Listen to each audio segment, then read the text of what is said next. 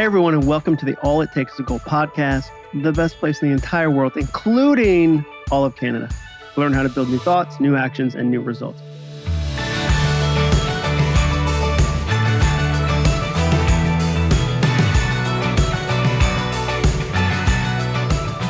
I'm your host, John Acuff, and today I'm joined by Joshua Becker.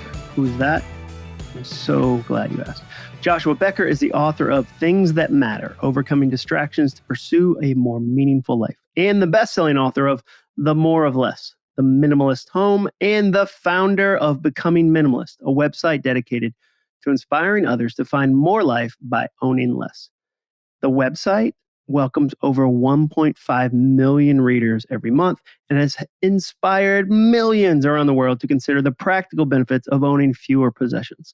We actually talk about that a little, about how many items of clothing he owns. I really am curious when I run into minimalists. I think it's fascinating. He's also the creator of Simplify Magazine and founder of The Hope Effect, a non-profit organization changing how the world cares for orphans. Joshua and his family live near Phoenix, Arizona, and we've known each other kind of Twitter-wise for the last 10 years or so. Like, we've been at the same events. We've kind of circled each other in social media. So it was really fun to actually get to connect and have a good conversation. I can't wait for you to hear it. But first, a quick message about the sponsor of today's episode. Today's sponsor is me.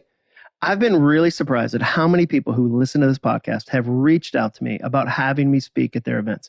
I love that. And here's why.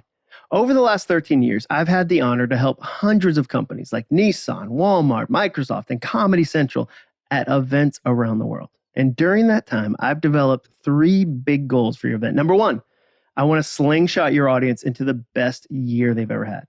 Whether I'm opening, closing, or somewhere in the middle of the event, I want to launch everyone out of that room with actionable, memorable things that they can apply to their work and lives immediately. Number 2, my second goal, I want the sound team engaged and laughing. The sound team has heard it all. They have. And if I can make them laugh and learn along the way, the audience is going to absolutely love the keynote. And number 3, my third goal, I want you to get text messages during the keynote. My favorite sentence to hear from you after I speak is, John, my phone was blowing up during your keynote. I'm there to make you look like a rock star, not me. If your boss texts you during my speech and compliments you on how well the event is going, then I know I've done my job. Whether it's virtual or live, 10,000 people in an arena, or 15 sales team members on WebEx or Zoom or Microsoft Teams, I'd love to help you with your next event. Fill out the quick form at acuff.me/speaking to check my availability. That's Acuff, ACUFF.me/speaking. All right, let's jump into my interview with Joshua Becker.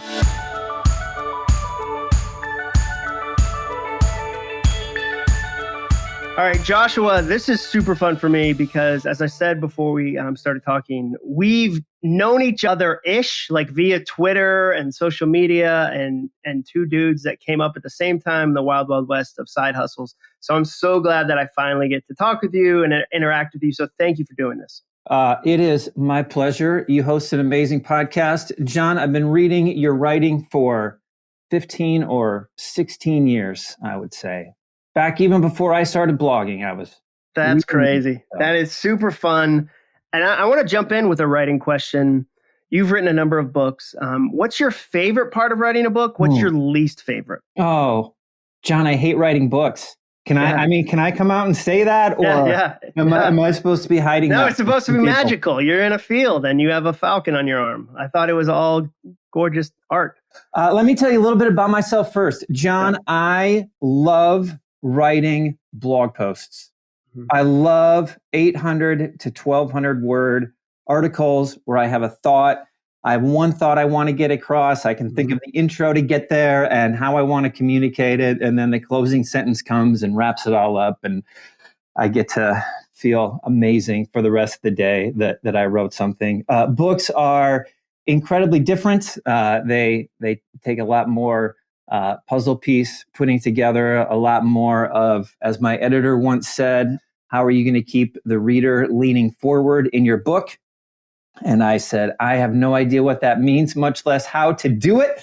But as soon as he explained it, I'm like, you're right. Good books. I do. I can't wait to get to the next chapter. So how do I do that? So I'm terrible at that. What do I love about writing? I mean, I've only written books that I was passionate about writing, that I had something that I wanted to get out into the world, and I wanted it to be in a nice, organized way that would be the most helpful to the most number of people. So every book I've written, I was passionate about getting something out. The actual process of doing it was much more difficult. And I usually gain about 20, 25 pounds. John, I gain weight every time I write a book. That's true. What are you gaining weight on? Like, what's your thing where you're like, I'm eating bear claws the whole time I'm writing. I got to have a stack of bear claws by me. Like, it's probably stress, late nights, because I'm terrible at hitting a deadline, and just eating whatever I can to keep munching on something that distracts me. But are you like you're an ice cream guy, or like, for me it's like I joke about queso and it's too much. Like I've gone to the well too often. But that is my thing. I have no portion control when it comes to melted cheese. Like I understand portions of other items, but like for me, that bowl I don't understand. Are you savory? Are you sweet? You're like I eat a whole wedding cake. Yeah, no, salty, savory, salty. Yeah. And fudge stripe cookies. There you go. Those are the two. EL. All right. So speaking of writing, your website, you mentioned your blog. It's had over 60 million readers, which is bonkers to me. Like that's state's amount of people. Like that's Nashville times 72 or whatever our population is. Was there a single moment where you kind of caught it and went, whoa, this thing is moving in a way that I didn't expect it to? Like, I think we all fantasize there's a viral moment where like Kim Kardashian is like, I love Joshua. And then all of a sudden, like everyone who loves her now loves you. Or was it a slow, you built it brick by brick by brick, and you're looking back years later going, oh yeah, I can see some peak moments, but they weren't viral that way. Yeah. The second, it was slow. People ask me, how do I become a successful blogger? And I'm like, man, just show up every single day for 13 years. And they hate that answer, dude. They hate that answer. I'm sure there are easier ways to do it than I did. And there are probably some tips and some tricks that I could have focused on earlier and learned earlier. I didn't want to be a full-time writer. I loved my job before doing what I was doing. And so how does this become my full-time income was never what the dream or what the passion was. And so little things I learned along the way, just being out there in the world and writing and being engaged and wanting it to reach people. And so you stumble across something and you stumble across something. There was a moment, it wasn't a viral moment, but I was at an amusement park. I came home late that night and happened to check the blog stats for the day, and they were, 50 times higher what they normally were. Like something had happened, and an internet writer that I looked up to, Leo Babauta at Zen Habits, had linked to my website on his blog. Man, it was the first time ever that I think that someone who I had been watching had noticed me. And so that was, I don't know, it wasn't a viral moment because blog traffic lasts for one day and then you're back to where you were or a little bit higher the next day. Yeah. But that was a moment where I'm like, hey, people are noticing this. I love that you got to have that moment. That must have been super fun. You talk a little about that process of transitioning in your new book, Things That Matter. And I thought that one of the most honest, vulnerable stories in the book to me was at the dinner table with your wife and kids. You're kind of in that space of like, are we doing this thing? Or are we not doing this thing? And it was really personal. And one of those moments that as a dad, you're like, oh man, I wish it hadn't unfolded that way. Can you explain that season and that specific moment for us? Sure. So my transition out of my full-time job into writing was about a 3.5 year process. As I said, there are quicker ways to do this, I'm sure. But it was a 1.5 years of me deciding that, hey, maybe I could be more helpful to the world in this writing career. And then 2 years of, okay, how is this going to happen? How are we going to make this work? And again, I don't know how to say this other than I was never in it for money. Like I never like if I just want to make money writing online, I would do a lot of things differently than the way I do them now. But I didn't want to cross that line of, I didn't want to say, okay, now this is supporting my family, so I'm going to cross all these lines that in principle I didn't want to cross before. Even something simple, I don't have any advertising on my website and never have, and didn't want to, but I could, like overnight. And so there was always a lot of worry and concern about where the money was going to come from. I do all the details in the book, so I don't mind sharing it here. I was making about $2,000 a month online. We figured that we needed $4,000 a month to live, and we had saved up $18,000. So I knew that I had 9 months, right? I was making $2,000 less than I needed per month. Over 9 months would run through all the savings. And there was a lot of fear. Anyway, you asked about the specific story. No, but I love the runway, because I think runway is a great thing where I think our culture teaches just jump off a cliff and you'll grow wings on the way down. And you're like, that's not how biology works at all. Especially in the internet world, right? I mean, just so much of. I just saw an ad pop up yesterday, and it was like, within 5 minutes, you can make $100,000 a year on YouTube, 5 minutes a day. I'm like, I kind of want to click this just to find out what. Yeah, but it's not like you can do that.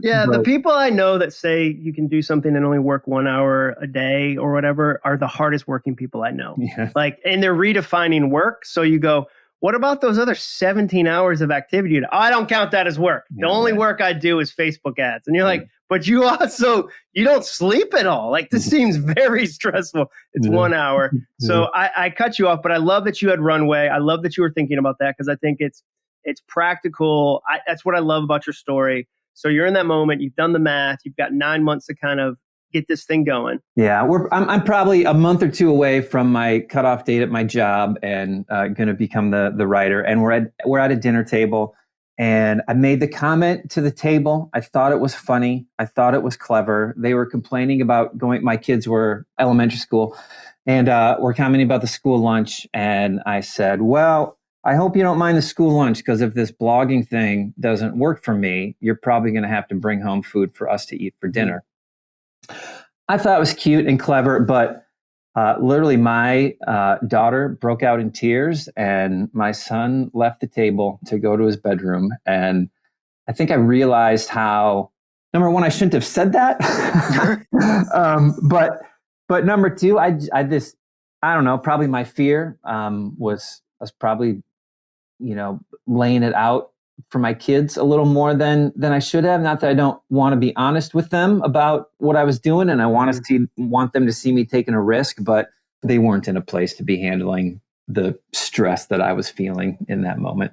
Well, and for me, I would say most of the things I've had to apologize for involve the phrase, I thought it would be funny. Like a lot of my thing, like I have to come back and go, hey, here's the thing. I thought, but it just felt like a really honest moment about you and your wife trying to figure out, okay, how do we do this? You've done it. You've made the transition that a lot of people want to make or think they want to make, from thing I care about, passion I have, to it's now my full-time career. What do you think are some of the pitfalls or mistakes that you see people who are trying to do the same thing make? Gosh, a lot. I can tell you the one that I tell people the most, and that is this, that you should enjoy the season where your hobby is not your full-time income. I loved writing when there was no pressure to make any money from it, when it wasn't supporting my family, when it was just, this is something that I love to do, and it's just my hobby. There's no pressure. I can fail, I can screw up, and my paycheck is still going to show up. And I think we kind of wish that away a lot, and we want it so much to be the full-time thing that we miss that. But when I made the transition into full-time writing, John, this is phrasing that my wife hates, but I felt like I married my mistress, is how I explained it, where I had my full-time job and writing was my hobby, and it was my distraction from my full-time job, and it was the thing that I did to relax and rest and fire me up. And suddenly it became the thing that I had to do every single day. And trying to find that next hobby took a long time. I don't even know if I found it quite yet, but it's different when it goes from being the hobby to the full-time responsibility. 100%. That's such a good answer. And it's something that I've definitely experienced in my own life, because if you told me when I started to write, hey, this will turn into this, this, and this, the pressure would overwhelm me. Like if you said, this is going to be a 2-book deal 12 years from now, I would have, like every word, I would have been like, is that a smart enough word? Is that a good enough word? And so I always call that like the gift of invisibility, that you were able to make a lot of your mistakes and try a lot of your things too, without a world noticing and without pressure noticing. Your blog focuses on minimalism. What's the part of your personal minimalist approach to life that surprises people? Like what's when you say you're at a dinner party and you say, I own 3 socks, like not even 2 pairs because the 4th one is wasteful. Like what's the thing? Or like, I don't own any books. I own 4 books and 3 of them are the Bible. Like what's the thing that when people bump into your personal approach to minimalism are surprised by or go, I guess the flip is, oh, I could never do that. Like when you say, yeah, I don't keep a lot of blank, or I don't make space for, or I don't care about blank, or like I don't watch TV. Like what's the thing that's personal to you that people are surprised by? Yeah, it's funny because the way you phrased it first, the thing that would be the most surprising to someone who didn't know me was that I just wear the same thing every day, that I wear a black t-shirt, black V-neck t-shirt. And where do you get your t-shirts? I'm just curious because I do the same thing. I get them from J. Crew, although I think they just changed where they manufacture their shirts, and so I got new ones and they don't fit me quite right, and so I don't know. I don't know what I'm going to do. Actually, a couple of years ago they changed, and so I got a couple. And I'm like, these don't fit me quite so well. It's so funny that you can get so used to a company and a product that when they switch from Indonesia to Guatemala, you can notice it on the tag, and you're like, wait a minute. Yeah, this Something is different. changed here. So it would be clothes that I'm pretty content and enjoy just wearing the same thing every single day. Of course, people who know me know that because they see me every single day. So it wouldn't surprise them. But generally about 30 to 35 articles of clothing in my closet, and black t-shirts and a couple white ones, and some matching pants. I can pick and choose anything I want on any given day.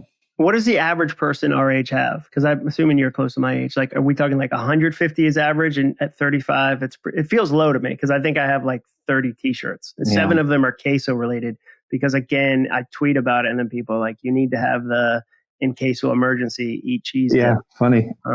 Yeah, I have a lot of those. Let's do more of them. Yeah. I don't know. I think I quoted this stat several years ago that I think the average American woman has 39 outfits in their closet. 50 years ago, the average American woman had 9.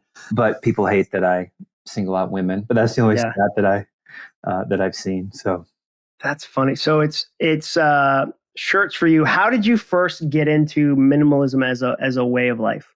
Or is kind of a framework for how you look at life? 13 years ago, my neighbor introduced me to it. My son was 5, my daughter was 2, and I was cleaning out my garage on a Saturday morning while my son played alone in the backyard. And just one thing led to another. It was just going to be a simple spring cleaning garage day. I thought my 5-year-old son would love the project, and he lasted about 20 seconds, and he was in he wanted me to come play catch, and I just kept pushing him off. I can't. I need to do this garage. I need to finish this project. This is what we do, right? Trying to be responsible and taking care of the stuff in my garage. So it was my neighbor, June, who introduced me to minimalism when I started complaining a little bit about the project to her. And she said, well, that's why my daughter is a minimalist. She keeps telling me I don't need to own all this stuff. I remember looking at my driveway. There's this pile of dirty, dusty things that I would have said, like everyone, that my possessions weren't making me happy. I'm not looking for happiness in my possessions. We all say it. I'm not looking for money to make me happy. Like we all say it out loud. But out of the corner of my eye, there was my 5-year-old son swinging alone on the swing set in the backyard where he'd been all day long by himself, and suddenly realized that all the things I owned weren't just not making me happy, but all the things I owned were actually taking me away from the very thing that did bring me happiness and meaning and purpose and significance. So that was the day. That was the moment, like a light bulb. A 30-second conversation changed my life. That's crazy. And I think that's the power of books too, in that it can be a 30-second conversation. It can be a line in a book where things flip. I loved how you wrote about a quote from Seneca, that life is long if you know how to use it. Because I think all too often we go, life's too short, life's too short, life's too short. But life is long if you know how to use it. How do you use the hours in your day right now? Are you I'm a morning guy, this is where I try to write, and then in the afternoon, I've got my kids, or like, give us kind of a rough sketch of how you spend your week. My kids are in school all day, so I tend to work most of the day. They're driving now, so usually my day was my daughter just got her driver's license, so it used to be, if I were to go minute by minute, wake up at 6:10, I go to the gym. What are you doing at the gym? Are you like, I'm in CrossFit, I'm doing Pilates, like I'm a Pure Barre, Orange Theory guy? Like what are you doing at the gym? Pure Barre, Arms Theory. I don't know. Arms Theory. That's what you're doing? Just pure arms? I don't do any legs. I have a program called Arms Theory. Whatever looks good. Whatever looks good in a black t-shirt. Got to fill out a t-shirt from J. Crew. Wearing pants, so the leg days don't matter. Resistance training, mostly weight training, is what I like to do. I use an app called Pitfalls, which I really like. Puts together different workouts for me. So that's what I do, and I've always kind of liked that. About an hour, and then breakfast, and then I do my best writing in the morning or late evening. Actually, let me rephrase that. I do my best writing when I have a deadline right around the corner. That's when I do my best writing. You know what it does, John? This isn't even what you're talking about, but I've discovered a deadline forces thoughts out of my head. I can just ruminate and I can think, and I want to gather information and thoughts. But like I need to have something written by the end of the day, that's when I'm like, okay, it's time to stop reading and thinking and to actually put some words on some paper. But anyway, so I tend to work until 3:45 or 4. At least that's when I was picking up my daughter from track practice on the way home, and then I'm home for the evening typically. At least have been for the last 2.5 years. Yeah, right. Not a whole lot of travel last 2.5 years. I'm always curious about how people frame their days, because I know for me, the first half is the best writing time for me. The second half is like, if I can spend the first half creating ideas and the second half getting them out to the world, like that's the two things I can do. That's what I'm capable of. Yeah, I'm best writing thought work in the morning, and then busy work in the afternoon is. And I like that the book helps you kind of think through that. I think one of my favorite parts of the book is that you did this massive study to really dig into this conversation, how people think, what they care about. Tell me about where the study started and what were some of the things that taught you out of the study? John, I did a nationwide survey. I just like saying that I conducted a nationwide survey. I think if you had added Canada, you could have said international, but we'll get to Canada next book. I think that makes me sound pretty impressive. Yeah. I forget the genesis of where the idea came from, but as soon as someone mentioned it about doing a survey for the book, I'm like, that would be really great, because I know my thoughts on these issues. I know where I struggle, but it would be interesting to know if other people have the same struggles or how they define what some of those struggles are. So the book is all about what distractions keep us from living a meaningful life. And so I wanted some guarantee or some data that proved that the distractions that I was struggling with were similar to others, but also it really ended up shaping the book, where we put different chapters in the book, some of the things that we discussed and some of the topics that I went into. I can tell you, I don't want to take you off track of what we were talking about. No. We can talk about whatever. I can tell you the most heartbreaking. I would say it's the most heartbreaking statistic. Well, the one that surprised me the most was that 70% of people say they know what their purpose is in life. That was higher than I thought it was going to be. I read that and I was like, I don't believe that. I believe they wanted to answer that way. Like, based on the humans I interact with, like 7 out of my 10 neighbors know exactly what their get out of here. I saw that too. That surprised me. I don't always know if what they think their highest purpose is what their actual highest purpose is. But regardless, 70%, which surprised me because And it occurs to me, like the emails I get are, hey, how do I define my purpose? How do I find my purpose? Yeah. But no one's emailing me to tell me, hey, I know what my purpose is in life. It's only people who don't know, who are like, hey, how do I find this? Or what would it be? So anyway, that surprised me as much as it surprised you. The heartbreaking one, 60% of people say that they are held back from the future they want because of past mistakes that they made in their life. And maybe even more heartbreaking, 55% of people say that 56% say that they're held back from the future they want because of a wrong committed against them, a mistake committed against them in the past. And I literally remember getting the survey results back and flipping through it. I was in my office and I came across that question and like emotional, like it was sad that 60% of people could say it. Like there's probably even more people that won't admit it or couldn't point it out that is keeping them from the life that they want to be living. That's a lot of potential. Yeah. And I liked how you were tactical about dealing with regret, especially around the idea about the mistake, the regret, the challenge, the thing you did could end up being why you're qualified for a good work. So can you talk a little about that reframe? Yeah. And I even make the phrase in the book, which I think is helpful. Not every mistake becomes a mission. Not every problem has to become a passion.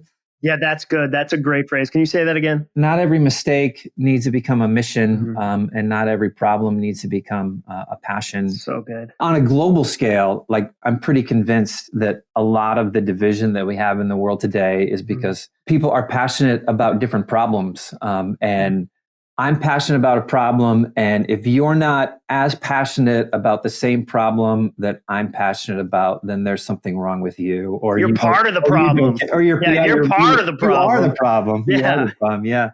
As opposed to, hey, there's a lot of problems in the world, and I think it's great. I think it's God-given that people would be passionate about wanting to solve different problems that they see in the world. But I don't know what her reputation is in the world anymore, but Dr. Laura Schlesinger, when I was in college, someone called in. I don't know why. I've always loved talk radio and call-in shows of every sort. And someone called in about something that happened in her past, and she couldn't get over it. And I remember the phrase Dr. Laura said to her. She said, "Look, you can never change the past, but you can redeem the past by learning from it. You can't change it, but it can become your servant when you learn from that mistake and use it to become a better person."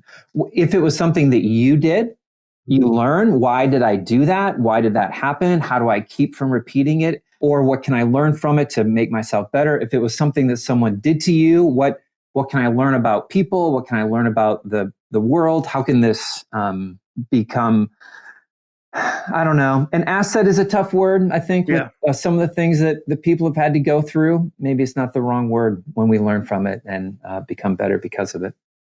Yeah, I just thought there's several reframes in the book that I underlined. That was one of them. Another one was, you wrote, "Your most important work will never be the easiest. In fact, it'll probably be one of the hardest things you ever do." And I thought that was a great countercultural reframe almost, because there is this sense of when you find your true thing, that'll be the thing that feels the most natural. And you're like, it's that kind of like, find something you love doing and it'll never work a day in your life. And I'm like, I'm doing the wrong thing, because there's definitely days where I'm like, oh man, I got to do this thing. Like even having a quote unquote dream job. Explain your thought there, like that reframe of, okay, it's actually the reverse. Like it's going to be challenging, and that doesn't mean you're doing the wrong thing. Yeah, the whole chapter on work, or the way I frame it, the distraction of leisure, I think is pretty countercultural in a world where CNN says early retirement is the new American dream, and retirement is, I don't know, low grade obsession in everybody's life from the moment they enter the workplace, right? Like, how do I make enough that I can stop doing this for the rest of my life? And when that's the view of work that we have, there's no joy in that. But like there's there can be no joy in work if the goal is to get out of it as soon as I possibly. Yeah, that's prison. We just described prison. Yeah. Right. On my best behavior, I get paroled early from this thing. Yeah. Instead, I think we view work as meaningful. Dorothy Sayers, I reference an essay she wrote back around World War II in Great Britain called Why We Work. And she makes this brilliant case, like literally just changed my view of work, where she said the modern view of work is selfish. I go to work to make the paycheck that allows me to buy the thing or go on the vacation or get out of work as soon as I possibly can. And she said, there's no long lasting joy when what we're doing is with selfish motives. And instead, we need to see work as selfless. Work is love. Like work is me doing what I'm good at so that you can go do what you're good at. So all of society benefits and we all get to move forward. Some people mistake that to mean I'm telling everyone to quit the job they hate and go find a job that is just their passion project. And that's not what I'm saying. As I mentioned in the book, I think we just reframe the work that we're doing. Like find the joy and the meaning in what you're doing. If you're a cashier, if you're a manager, if you're a CEO, if you're an architect, if you're a landscaper, if you're a dentist, like there are very few jobs in the world where you're not serving other people in a beneficial way. So start to see that, and then work becomes a bit more meaningful. But like you even mentioned in introducing this thought, that doesn't mean there's no hard work in work. Roses still have thorns, and we've had thorns and thistles since the beginning of work, and so it's always been a little bit painful and requires a little bit of effort. And there's no job that's perfect. But when you see it beyond, I just want the paycheck, you can see it as, okay, this pain, this discomfort, doing these things that I don't love doing, serve a greater good that makes me want to do them well. Well, and the idea, I sometimes say, like, if your plan is you're going to be miserable for 6 decades or until you're 65, but then you'll get a place in Florida and you won't be miserable. Like, you've practiced misery for 6.5 days. Like, you're expecting an awful lot from a golf cart. Like, that's not, I mean, they're awesome. Don't get me wrong. Just there's not going to be a switch that flips that now you go, okay, I was this one person and accepted this level of frustration and 6 decades. And then I counted the days off. And then I finally got to, go bass fishing. And now I'm completely different. Like, you should be that person the whole time. Are you my age? How old are you, Joshua? 47. I'm 46. I'll be 47 this year. Man, look at that. Yeah, right. My age. So over there. I know, a lot of gray. I have way more gray than you do. Do you feel that sense of, like, I just got a book the other day called From Strength to Strength. I don't know if you've read that one. Brilliant. Wow. Arthur Brooks. Holy cow. And somebody said to me, well, it's about the second half of life and you're really not in it. And I was like, do you know a ton? I mean, that's the old joke. Like, do you know a ton of 92-year-olds? But like, we are in the second half. What are the things that you've grown something, you've done something, you've written a book about what matters. As you look at the next 5 years of your life, 10 years of your life, what are the things that you're like, you know what, this matters, this other thing didn't matter? I don't know. It's, I mean, honestly, funny that you had mentioned the book, that you would ask the question in Things That Matter. The book came from a question that Charlie Gilkey asked a group of people. He said, if you were to die today, what is the one thing you would most regret not accomplishing with your life? And I immediately thought of this book and said I would regret not getting some of these thoughts on paper out in the world that could outlive me. And that was 3 years ago. And 2 months before the book came out, someone asked me what my 5-year goals are. And I said, I don't have any. I don't know. Like, I just finished my 5-year goal to get this book out. And I don't know what comes next. The book came out in April. We're doing a book tour in July. I'm going to take off a couple weeks at the beginning of August before my kids go back to school. And then I'm going to use this fall to try to figure out what I want to do next, what it looks like. Feel like I've been, a little bit of the Arthur Brooks book, a little bit of running and building, and had the energy and the drive. And now I don't know what it is. I'm still pretty passionate about stuff, but I don't know. I don't know for sure what it's going to be. I was a pastor before doing what I'm doing now, and I've always kind of thought maybe there was something back what I used to be doing that I could bring into what I'm doing now, but I don't know for sure. So, and you're in Vermont. Do I have that right? I was in Vermont. I'm in Phoenix now. Yeah.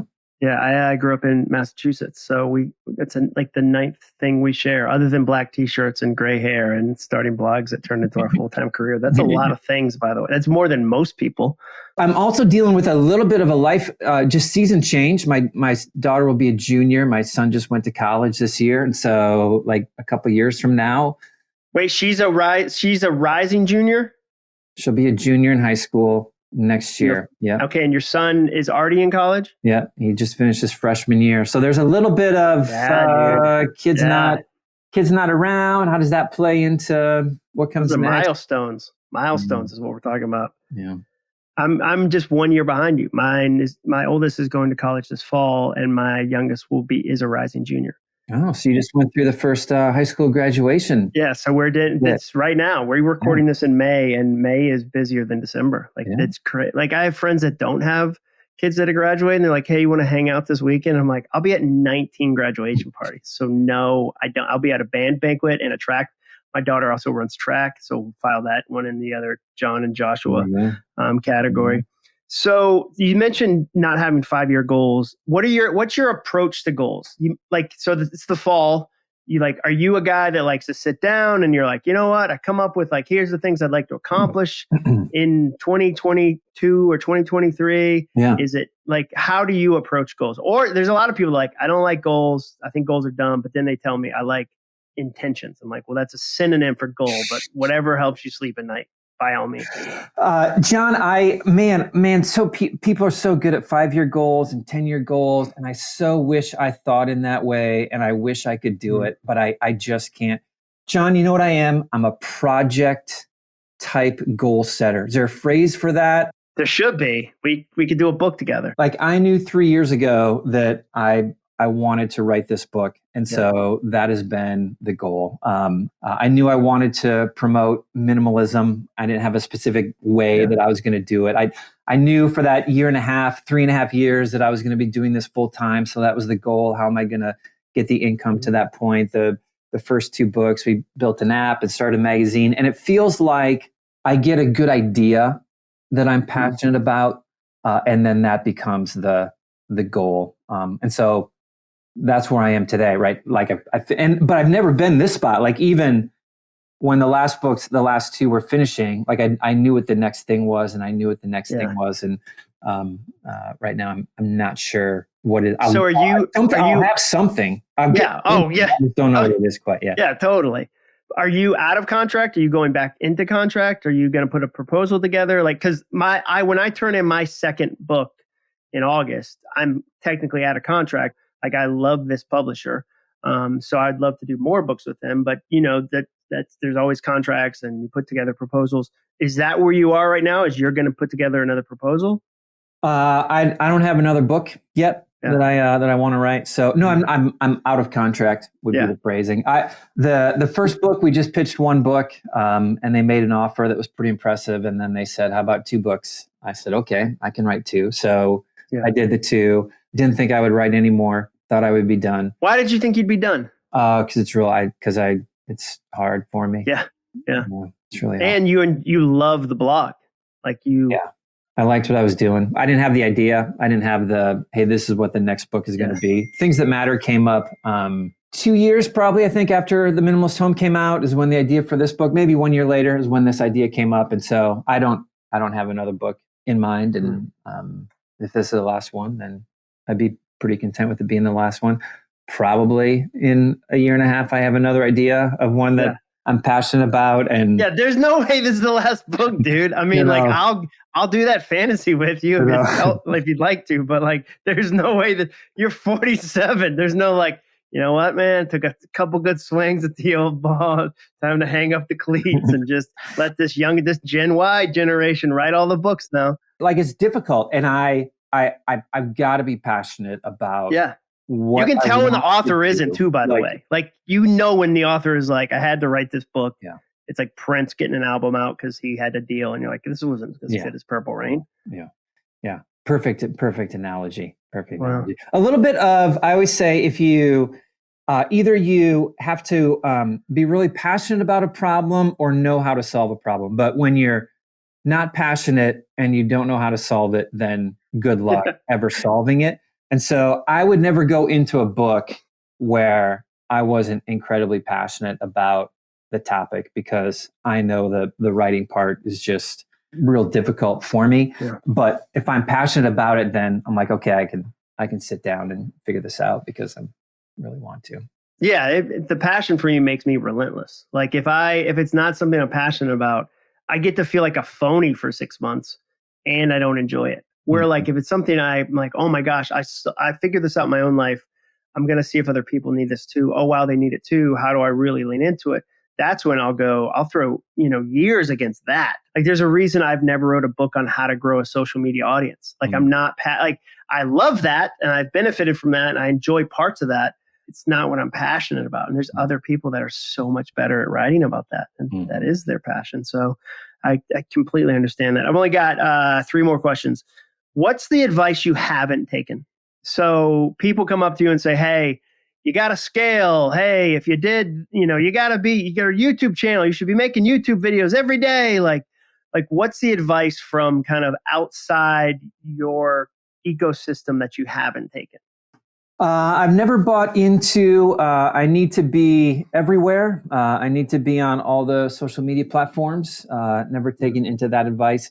And honestly, to the best of my ability, I've never made a business decision based on how much money it would bring in. And so no ads on the YouTube channel, no ads on the website, no sponsored videos, none of that. And there's plenty of money I could be making by doing some pretty simple things, but that's just not your thing. Not your thing. Someone, Leo Babauta, once said, advertising is selling your reader's attention. And I'm like, that is exactly what advertising is. And I'm not going to do it. So I like to hear your approach to that. Second question, what's on your Mount Rushmore of best nonfiction books that you love, that if somebody said, hey, I need 4 recommendations, who would you put up there? How to Win Friends and Influence People. Old school. The Greatest Salesman in the World. Mandino. Yeah. Have you read it? Yeah. Good. It's good. I didn't do it. I read it. There's a lot of doing in that book. It's thin, but there's a lot of doing. I don't want to lie to you. I didn't do all of it. So I probably benefited from very little of it. But yes, I'm familiar with that. I gave it to someone. I think at one point in the book, he says to read every chapter once a day for 30 days. And, I didn't do that part. I gave it to every member of my team. No, I'm like, I'm not really supposed to do this, am I? But I gave it to every member of the team, and I asked one of them a couple of months later if they read it, and I shouldn't have said she even, but she's like, well, how could I have? Because I'm still doing I'm still reading chapter 2 30 days in a row. I didn't mean to actually do that. Is this your team? Yeah. How many people are on your team? 1, 2, 3, 4, 5, 6 plus me. And they're all geared around the products you create, the ideas you create. Yeah. One person who does the finance, one person who runs, I have a couple different websites that I do, and the YouTube channel, and just all the customer support that goes with doing anything online. So that's the team over here. That was just 2 books. Money, Possessions, and Eternity is a super religious book, but really kind of changed my view of money and possessions in a positive way. So how about those 3? That sounds great. The other way I sometimes ask the question is, what's the book you've given away more than any other book other than your own? Yeah, that's a good one. The Greatest Salesman in the World is the one that I've given away. Yeah. Although How to Win Friends and Influence People is probably the one that I've recommended the most. Just mind-blowing, John. Honestly, the first time I read it, I'm like, how to win friends and influence people? Like, what kind of sorcery is going to be witchcraft? Like, I don't want to learn how to manipulate people. And then it's all like, ask good questions and be interested in people and be kind to people. And I'm like, oh, this is different than I thought it was going to be. Yeah, that's funny. Everyone should read it. Last question. This one's an easy one. Where can people find out more about you, about the book? Like, give us all the stuff. BecomingMinimalist.com is home base for me, and involved in other places and other spaces, but everything seems to run through that as my home base. Perfect answer. And the book's out, Things That Matter. Yep. You can get that anywhere books are sold. Audio. Do you read the audio? I read the audio. Do you read yours? You read yours, right? You got it, dude. You got, like, guys like us, you have to, because it's personal. If you had some British actor telling the story about making your daughter cry, I'd be like, what is this guy talking about? Do you like it? Exhausting? Do you like it? Do you love it? I find it so hard. I don't walk out like her. Like, no, it's very challenging to read. And then you left yourself booby traps with really difficult words, or like you're quoting some Swedish study. And you're like, there's no way I'm getting this city's name right. And or you put a diagram in your book, and I'm like, how am I going to explain? Yeah. And then for the rest of time, you'll get emails or DMs that say, hey, is there an online version of this diagram on page 42? Exactly. And you're like, oh, let me try to figure out a link. Let me get the team to build a page. When I did my first book and started recording the audio, I did the first page, and the sound guy, the producer, was like, okay, stop. And he's like, pretend you're in a room speaking to 500 people. I'm like, okay, I can do that. He said, because if you just read the book, it's going to be pretty boring. But if you read it like you're speaking to a room full of people, then you'll just read it differently. It'll be more entertaining. Literally changed everything for me. So I had the opposite problem. I had to re-record an entire audiobook because I was apparently shouting to a room full of 10,000 people. And the audio engineer was like, they're already with you in their car. They've already made a decision. They're trying to trust you. And you were shouting at them. So I had to redo. I wish it was one page. Like me and this guy who, looking back on it, he knew nothing about recording audiobooks. We turned it in, and the producer was like, this is garbage. And so I had to redo the entire thing. And I was like, that was a good lesson to learn. I could have learned that lesson faster. How about that? That would be brutal. That'd be brutal. I was doing a live YouTube event, and my producer, Gabriella, I'm like, I'll have my phone up. If you notice anything, just text me. Like, if I'm doing anything, just tell me. And she only texted me one thing. She said, getting a bit shouty. Yeah, exactly. Okay, babe. So that's mine. If I'm too excited, popped up, I'm like, yeah, you probably then immediately like melatonin did. We're like, let's be real. It was like chill, Joshua, like jazz. Joshua came out and was like, no need to shout at any of y'all. So, well, this has been a blast, dude. I'm so glad to finally make your acquaintance. I'm sure we'll be at an event together at some point down the road. Now that events are starting to happen, we'll both probably be wearing black t-shirts. Nobody can see this. I'm in a black polo because I had a client Zoom today, and I was like, this is like when Batman is like brings extra stuff. And I was like, this collar will make them go, oh, okay. I like where this guy's going. Let's bring him in. Let's bring him in. The sleeves aren't sealing the deal, but the collar. I know. Well, it's not. I'm not doing full button down in my office. I'm not going to pretend I dress up like every day with like belts and stuff. Yeah. Or belt. I've never worn multiple belts. That would be weird. Thanks for having me on, John. Appreciate it. This was a blast, dude. You do a good job. We'll get it out everywhere. And again, the name of the book, one last time, Things That Matter. Joshua Becker. Thanks for joining me today, buddy. Thank you so much for listening to my interview today with Joshua Becker. We'll put all the links in the show notes as always. And thanks for reviewing my podcast. The reviews you write are super encouraging. Here's a recent one from Johan. I believe Johan is maybe from Norway, is how I'm going to take that. Probably Norway. So this podcast, international. Here's what the review was. This is the title. It's good. That's the whole title. This is the entire review. This is a podcast. It is good. To say much more would be unnecessary, so listen to it yourself. I love that. I love a brief. That was to the point. Crush that, Johan. So thank you, Johan, and everyone else who writes a review. I really, really, really appreciate those. Please make sure you subscribe or follow or whatever it is the kids are saying these days. And please write a review.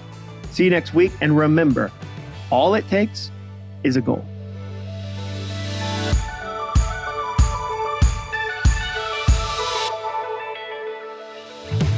Thanks for listening. To learn more about the All It Takes Is a Goal podcast and to get access to today's show notes and exclusive content from John Acuff, visit acuff.me/podcast. Thanks again for joining us. Be sure to tune in next week for another episode of the All It Takes Is a Goal podcast.